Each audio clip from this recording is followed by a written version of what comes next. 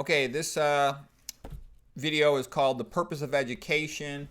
It's a chapter from this book, Straight A at Stanford and On to Harvard, that I wrote. So the first quote is from John Boyd, American fighter pilot. And also, what's sort of the big picture of this chapter? It's about how stuff really happens in the real world of medicine. And I think there's some useful points in how this story plays out.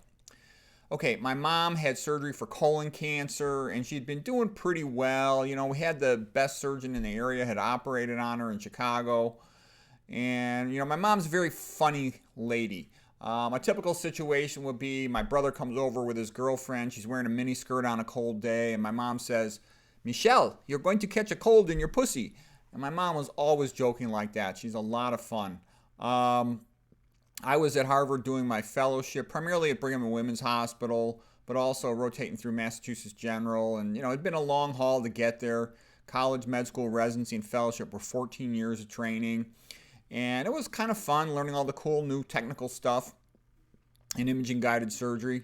But, you know, it was lonely. At night, a man wants someone in bed to have sex with, and I was alone.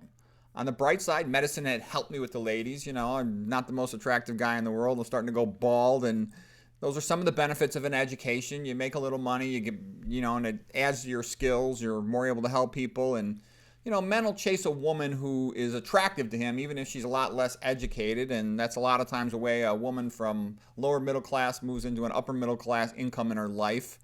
Women kind of handle romance like a job interview. You know, if you want her in bed, you're going to have to earn it.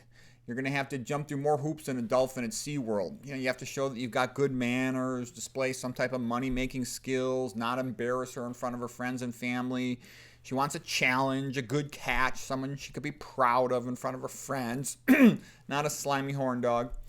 And, you know, I had a girlfriend who was very far away, over 1,000 miles, and I knew she was just using me for my brain. I wished she would use me more often.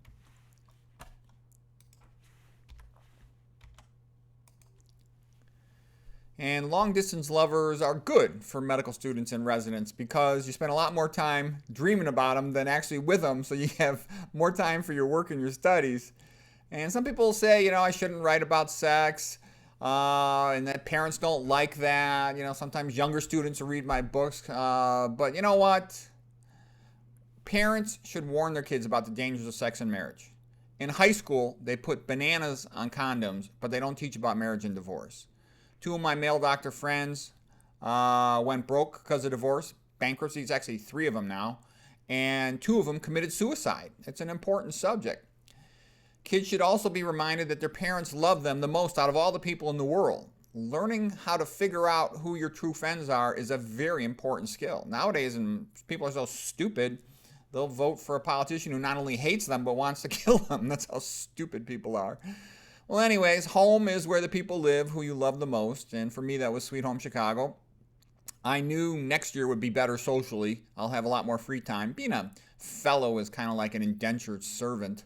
As usual for the fellowship, I had gotten home late from a long day at work, time to eat dinner, get ready to sleep, had a big day tomorrow, a lot of cases.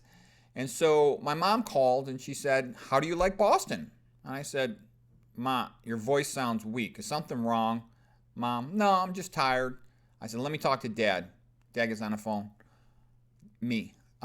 Something's wrong with Mom. Dad, "No, she's okay. She's just tired since surgery." I said, "Dad, check her blood pressure, her pulse, and her temperature." Dad comes back to the phone.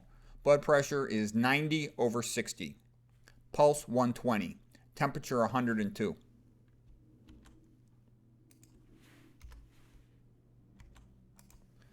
I said, "Holy shit, Dad.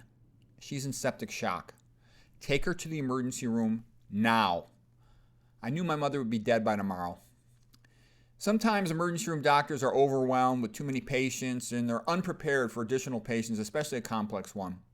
Sometimes the on-call doctors and the CAT scan technologists don't call back for hours. They would usually be taking home call.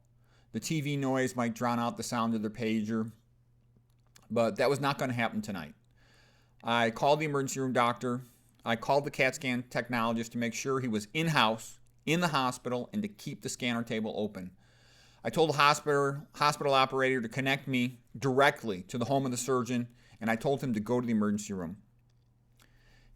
He's actually a friend of the family indirectly. I called the interventional radiologist on call and told him to go to the hospital and check the CAT scan and to be ready to drain an abscess. I flew standby to Chicago, and my brother drove us straight to the hospital. My mom had become unresponsive, was intubated, and put on a ventilator. The surgical bowel and anastomotic connection had broken apart, and the bowel contents were spilling into her abdomen. The surgeon had to cut open her abdomen and drain the abscess and reconnect the bowel. It was too advanced of a process with free intraperitoneal air to have undergone a percutaneous drainage. The ICU clerk told me that visiting hours were over and that I could see her tomorrow. I insisted on speaking to the head nurse, who also told me that I had to come back tomorrow. I called the doctor in charge of the ICU and overruled them both.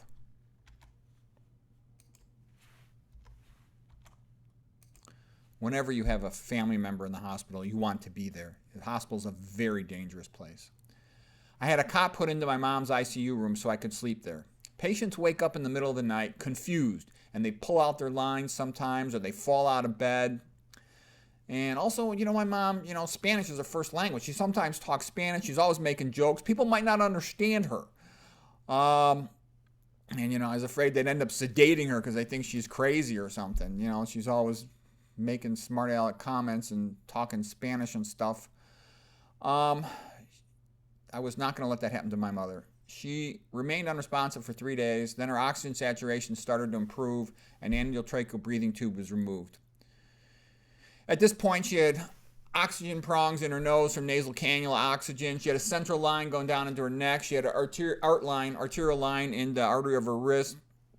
The oxygen saturation monitor was on her finger of her hand. She had a urinary drainage catheter, going into her bladder, Foley catheter. She had a surgical drainage tubes coming out of her belly from the surgery. And she had venous compression stockings to compress the legs, prevent DVT. So she opens her eyes and she says, "Why am I tied up like a goat?" I said, "Not much longer, Mom. You're going to be okay. We're going home soon."